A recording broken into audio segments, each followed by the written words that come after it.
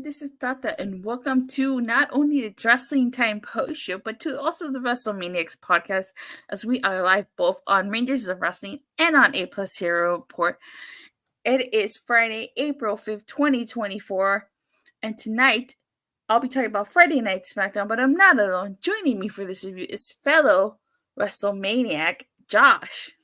Hey, evening, Datila. Yes, SmackDown was quite a show, I'll just say. I mean, we'll definitely get into the goods and bads and all that sort of stuff. But yeah, it's definitely WrestleMania weekend for sure. You can definitely tell it's coming.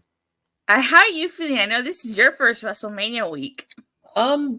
Pretty good. Really, I think I as I mentioned earlier, really the Hall of Fame this evening was kind of a tough one to get through after SmackDown, but definitely excited for sure for tomorrow. JJ's in the chat. Hey, what's up, JJ?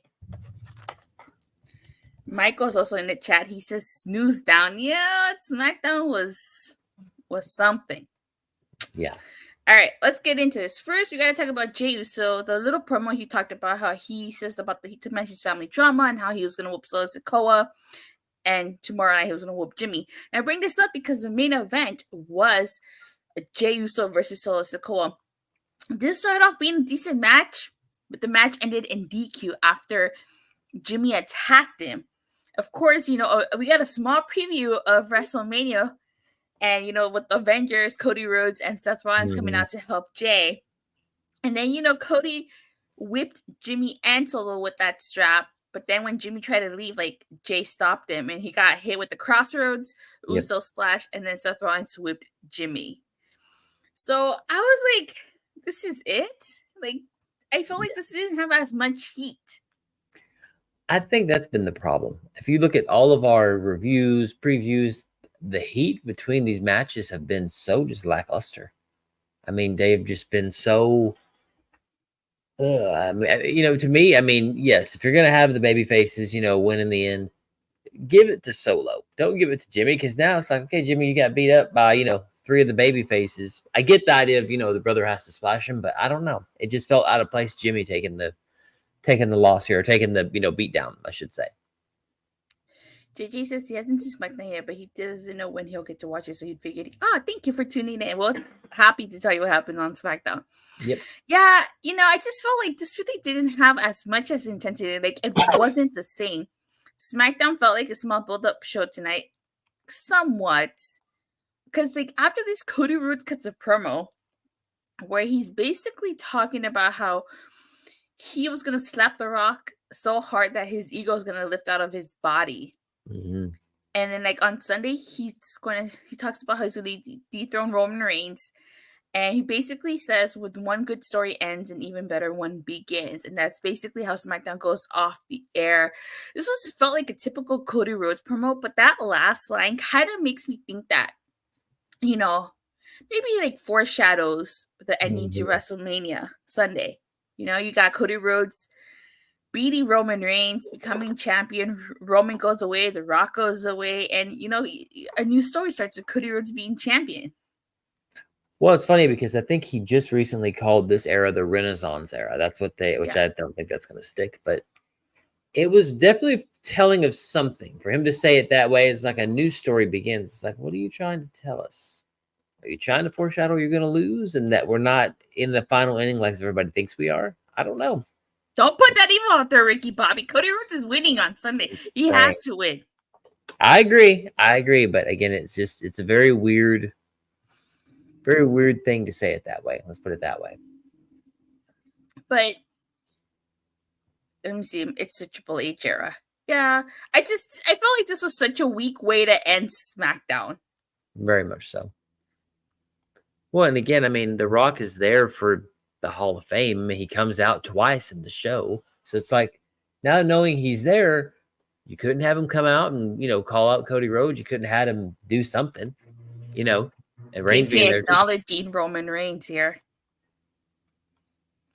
It was very weak. Yeah, definitely was. So It didn't hype me at all. honestly, it didn't hype me either. Like, if this is the go home show, like WWE has a habit of doing terrible go home shows to all their pay per views. Yeah. You know, like I've said, and I've always said on my show, the go home show is supposed to sell you the pay per view. You're supposed to want to tune in to Right. see pay per view, and this didn't sell me. This is not sell me WrestleMania. It didn't feel like there even is there's a pay-per-view this weekend. Oh, okay. I just feel that,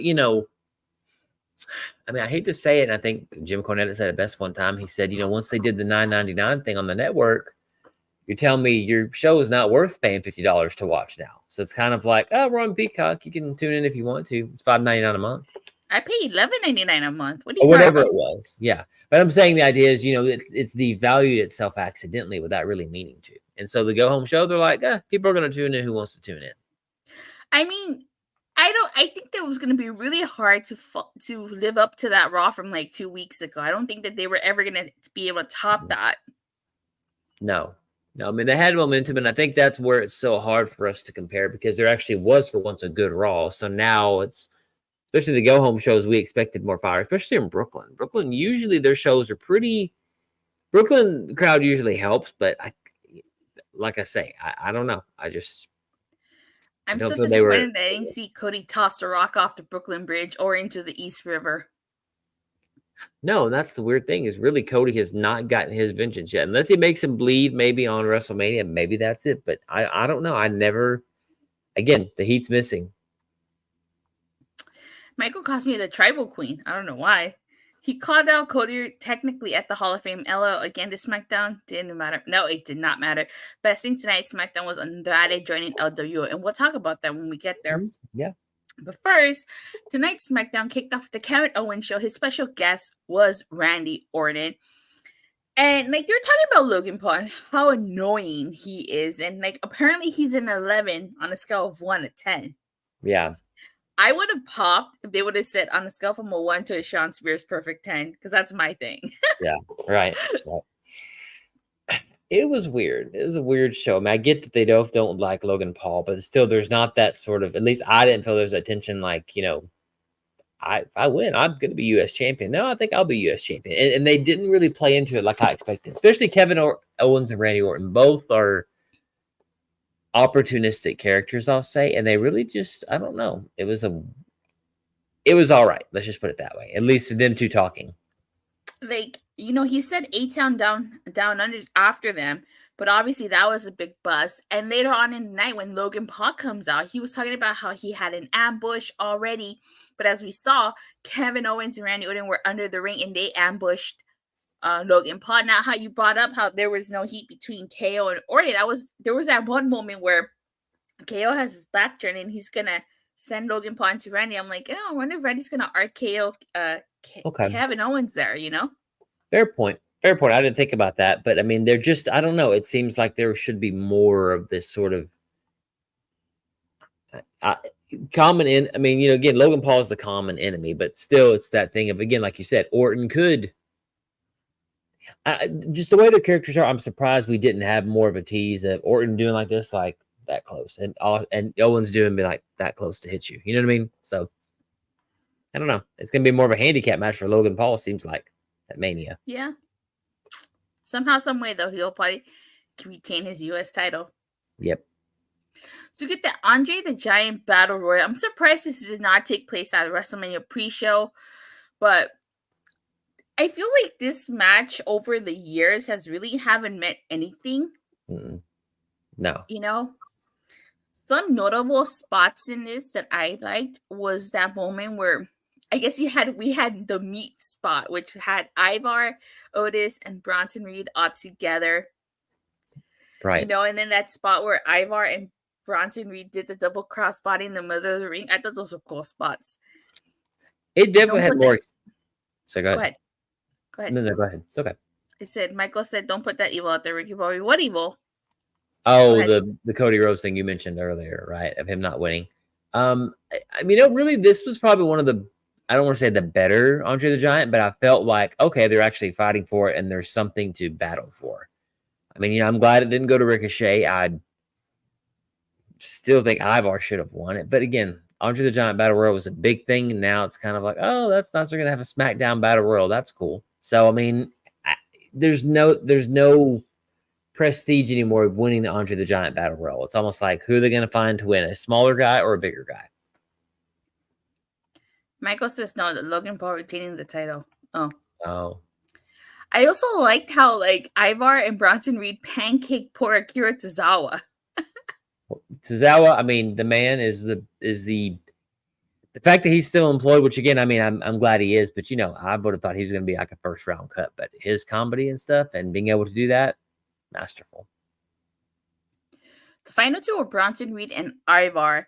And, Bronson Reed ended up winning after he eliminated Ivar. I have to say, I hope this leads to a big push for Bronson Reed. I feel like Bronson Reed needed this a little bit more than Ivar because Ivar, I feel like he's gotten somewhat of a push. Mm-hmm. And Bronson Reed is kind of there, I'll give you that. I mean, in terms of, momentum, I guess I was surprised Ivar didn't win. But again, it doesn't hurt Bronson Reed by winning it. Hopefully there's something more that comes from it besides, oh, I'm the Andre the Giant champion or Andre the Giant, Battle Royal champion. I don't know. I want more Bronson Reed because he definitely has something, but it seems like they're holding him back for some reason or another.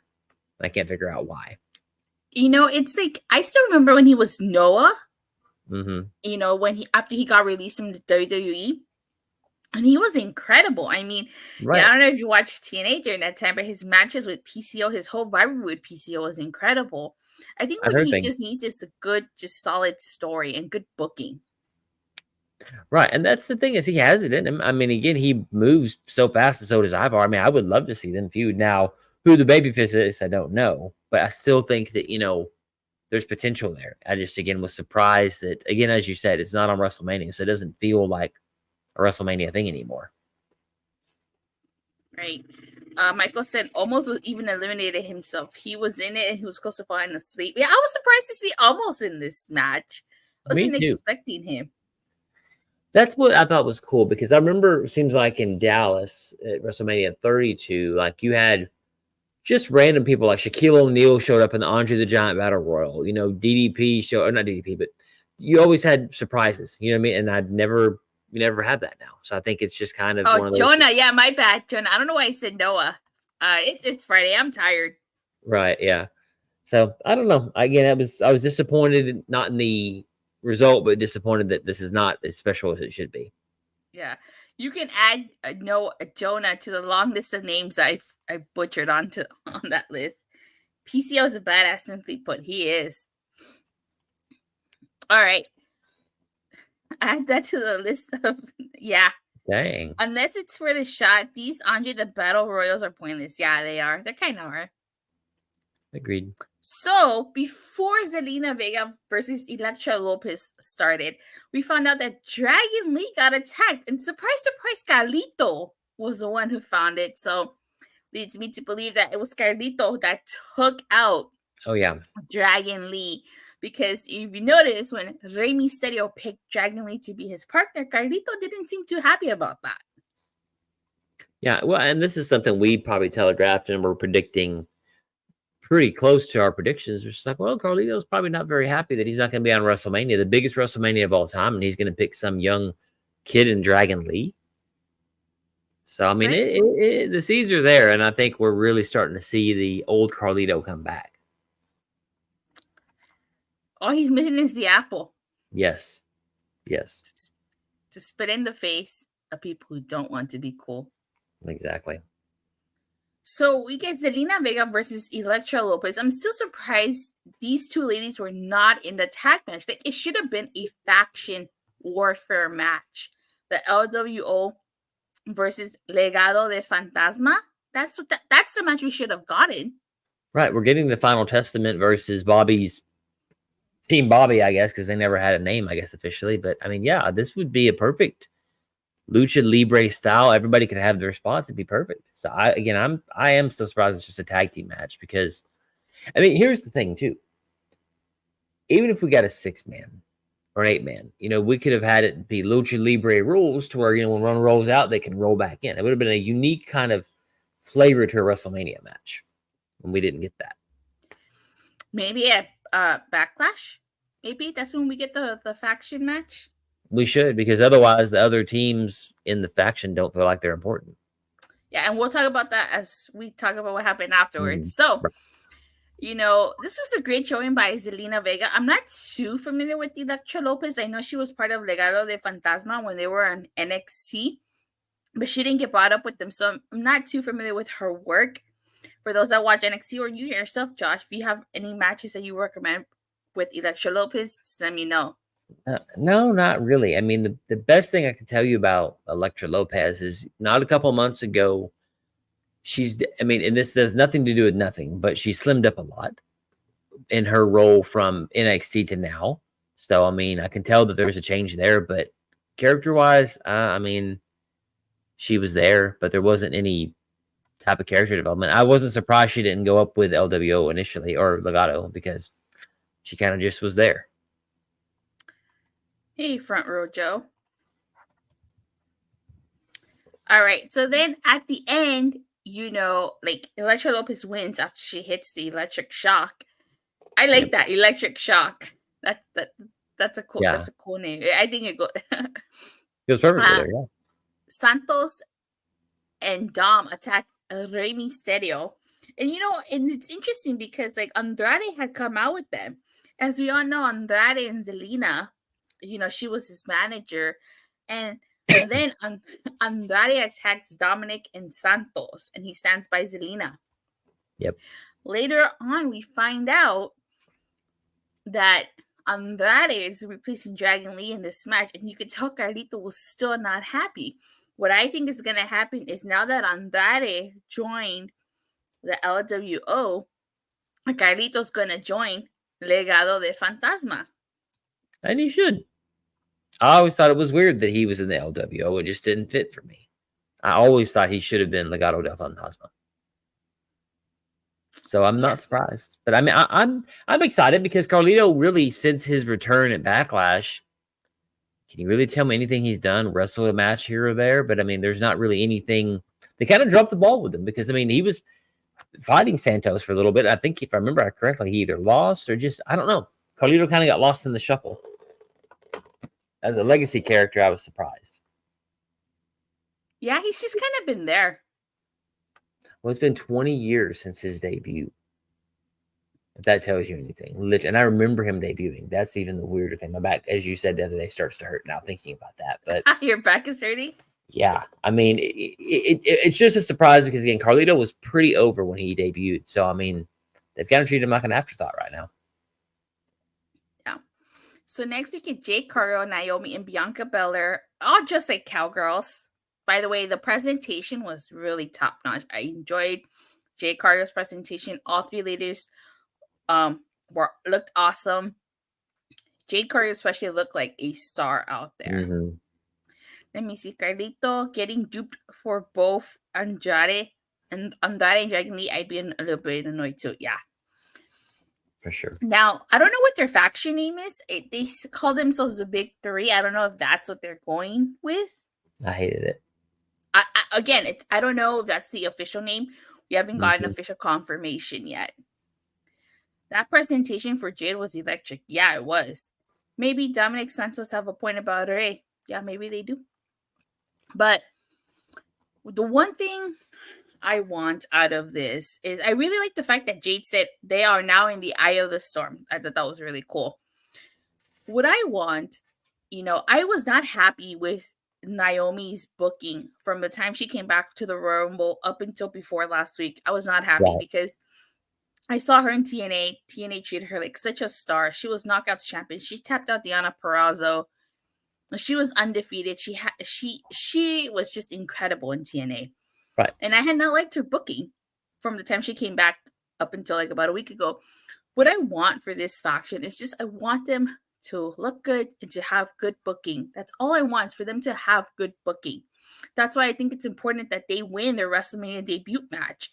They need that strong a start as a faction. You know, the only thing I thought was so weird, and again, I get that Bianca and Naomi are friends, but they're kind of like, oh, and the new signing, Jade Cargill. And, you know, positioning is important in the ring, right? Always is. And she looked taller, she looked bigger. It almost seems as though Jade technically is the leader of this faction, even though she's brand new and nobody knows who she. I mean, I'd say that in the WWE universe, the idea is this is a Jade Cargill. She's supposed to be really strong and really whatever. But if you haven't seen her work, you're like, well, the other ones are champions. Why is she all of a sudden the boss, right? So I mean, their promo was fine, but again, it was very strange that we didn't get a damage control, at least at that time, coming out and attacking him, something like that. I don't know. It was just very weird to have them come out and then introduce Jade Cargill. Like, that's not typical type of thing other superstars would do, I would think. That's like, you know, Kevin Owens does it because it's the KO show, but I can't imagine in a tag team he's going to announce, oh, and now it's Randy Orton. Do you know what I mean? Yeah, I get what you're talking about, but you know, I think that they did that to highlight Jade as a star because Bianca is a star, no matter what. Naomi is a star, and they want to turn Jade into the star, so they had to, you know, that's why she's the center. I know. I don't know. I just feel like you said I don't like Naomi's booking because I mean she proved a lot as Trinity and TNA that, you know, a lot has been they've slept on her. I mean they really have, and for her to come back and be now secondary to Jade, I get it. You know, there's only so much TV time, but I wanted more. I want it to be 3 women battling, not 2 women who need desperately help from Jade Cargill. That's what it feels like. Oh, okay. You know, like I said, I just want this faction to have good booking and to be dominant. You know, that's all I want. It's just good booking for this faction. Hopefully so. Hopefully this is the start of something good. Yeah. All right. So then we get New Catch Republic versus A-Town Down Under. I thought this was a decent match. I really like that Birmingham Hammer that the New Catch Republic does. Trent Seven also does that, but then I remember Trent Seven and Tyler Bate were smashed Mustache Mountain, so it makes sense that they both have the same finisher. Right. But the Judgment Day came out and attacked New Catch Republic and A-Town Down Under. Seems they're sending these tag teams in this ladder match a message. It was almost too little too late now. It's like, okay, it's WrestleMania season. It's literally tomorrow. I don't know. I'm telling you, everything feels like they're a week behind. A week or 2 behind at building the matches up. That's what it feels like to me. In the weirdest way possible. Yeah, I could see why you think that. But, like, you know, my biggest complaint, and hopefully, like, that's why I'm really happy that they're splitting the titles, is you have Judgment, like, and I talked about this before, you have Judgment Day. They spent all their time on Raw. I would have liked if they bounce around from, like, brand to brand between pay-per-views. So, like, let's say Backlash, you do a Raw feud. What's after Backlash? Money in the Bank, you do a SmackDown feud, you know, like that. But they spent the majority of time on the Raw. That's why I was advocating so much for them to split the titles, because it's like I felt there were so many deserving tag teams that deserved to be tag team champions, but they couldn't because the titles were stuck on Raw. They got this weird thing of like, oh, we need to make the undisputed titles now together. I mean, it's really because of the bloodline that we had everything undisputed. And I mean, it made sense, but I don't know. At the time, it's kind of like, so you're telling me of all those tag teams, nobody could beat the Usos but Kevin Owens and Sami Zayn? Hey, it was a great story. It was. Don't get me wrong. But I still feel that we could have had the same story minus having the Raw and SmackDown and still build somebody on SmackDown, because most of the story was always on Monday Night Raw, it seemed like, or Smack. You know, like it never really felt cohesive. Let's just say that. I was there live to see Kevin Owens and Sami Zayn win those tag titles. That was incredible. I got pictures. Oh, I can imagine. Yeah. We get LA Knight. Yeah. Basically calling out AJ Styles, saying he's phenomenal at not showing up to work. He botched during this. He almost choked on his gum. Did you notice that? Yeah. He tried not to sell it, but yeah, I was like, uh-oh. I can never understand. I would never chew gum when wrestling, I'd be afraid I'd swallow it, choke on it, so I never understood that. But he's calling out AJ Swole. You know what happened to me? I don't know if I told you this, but this isn't related to WWE, but it's related to choking on stuff. So like when I was eating dinner when Okada debuted in AEW, I was eating dinner. When I heard that iconic coin drop, I nearly choked on my dinner. Oh wow, dang! Yeah, Okada almost took you out too. yeah. But anywho, I thought this was a good promo by LA Knight. Yeah, but again, like I feel like we needed AJ in this segment. Well, especially because in the Hall of Fame, you see him. He's there. It's prominent when you see him in the background. Like, he's there. Why did he not come out? You're telling me that a LA Knight promo is going to build WrestleMania? And my gosh, that is literally what we'll talk about this later. But Rock and Roman were at the Hall of Fame. Where in the world were they in this entire, show? So to me, again, I told you, everything feels so backwards now. Only person you never had to worry about choking on their gun was the one and only Mr. Perfect, Kurt Kenny. Absolutely perfect. Yes, you're right about that. Absolutely. We get a Bayley video package which highlights her accomplishments and her feud with Io Sky. Absolutely really love this video package. I thought that's the one thing that WWE always does great is these video packages. This was such an incredible video package that if you haven't been keeping up, this would have quickly brought you up to speed. Which is what we need. I mean, that to me was that to me is how you sell a feud. So it's, I mean, I agree. I have no complaints about that. I thought, and you realize, dang, Bayley's been there for a while and has done a lot. So it really made sense that here's her redemption story. It definitely is. All right, and we're gonna end there because we already talked about the main event and the ending segment. So, Josh, on a scale from a 1 to a Sean Spears perfect 10, what did you think of tonight's show?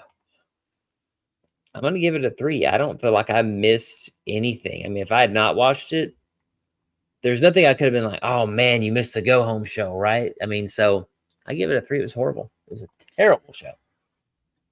Michael gives it a 4 out of 10. I thought for the most part that if this would have been your run-of-the-mill SmackDown, it wouldn't have been as bad. But because it's the go-home show, JJ's asking how long you've been a wrestling fan. I don't think he's going to show you his age right now. I'll tell the quick story. So I actually started watching in 96.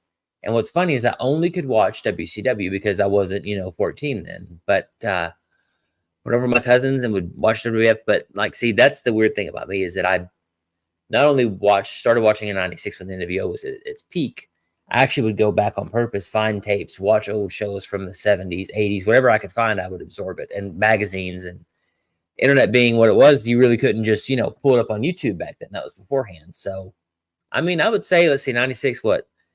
Almost 06, 16, almost 30 years. Almost. So it's been a while. Yeah, I know. You've been a wrestling fan for as long as I've been alive. Yeah, thanks. Appreciate that. Yeah. So it's been a while, but again, I would go back and watch a lot of stuff back then with tape traders. Yeah. So, like I said, if this would have been in any other SmackDown, I felt like it would have been a decent show. But this is a go-home show. This is supposed to get you to tune into WrestleMania. This just didn't do it for me. No. So I'd also have to give this a 4 out of 10. It's almost become a parody of itself of like, hey, we got WrestleMania and the Hall of Fame and the Slammies and this. It's like, guys, you're doing too much. It's too much. It's going to oversaturate the market. And I get it. People will pay the money. But in reality, is it really good to have all this at once? It's almost too much because I was sitting there thinking when Rock was talking about, oh, it's 2 days. I'm like, God, I'm not going to put it out in the ether, but what if they decide, let's do 3 days of WrestleMania? Because why not? I mean, it just gets bigger and sometimes it can burst a bubble if they're not careful. I remember when WrestleMania was just Raw, SmackDown, and the Hall of Fame, and then they added NXT TakeOver. Yeah, it's too much. It's too much for me. Yeah. All right, Josh, as we get ready to wrap up, where can people find you? Just on Twitter at Gamer Peroski. That's it. And of course on, the A+ Hero Report. And then every once in a while I'll do a run-in guest special appearance on, Rangers of Wrestling, of course, too. Yeah, they're going to be seeing you more often. Yep. All right. As for myself, you guys know you can follow me on Twitter at @Datila_. I talk all things wrestling. And if you like TNA, I talk all things TNA exclusively on Body Slam every Thursday. As far as tomorrow is concerned, we are coming back tomorrow. What time does NXT start? At 9, I think, right? 9. Oh, yeah, 9 a.m. on a 11 a.m. Saturday. to us. Yeah, I'm going to be like, great, cool. Yeah, but for you, it's like 11. True. So we're going to be doing the NXT Stand and Deliver dual stream. And then we're going to be doing WrestleMania Night 1, WrestleMania Night 2, Raw Go Home, Raw after Mania, SmackDown after Mania, and then Josh will exclusively do NXT on A Plus Hero Report, and I'll be joining him. Michael says, good luck getting up early for NXT. I mean, I get up early I got up early for All In, so. Well, I got up early for Elimination Chamber, so, it is That's what because it is. you chose to. I was not going to get up at 2 a.m. I didn't mind. All right. Well, with that being said, we'll see you guys tomorrow after NXT TakeOver Stand and Deliver. Bye. All right, see ya.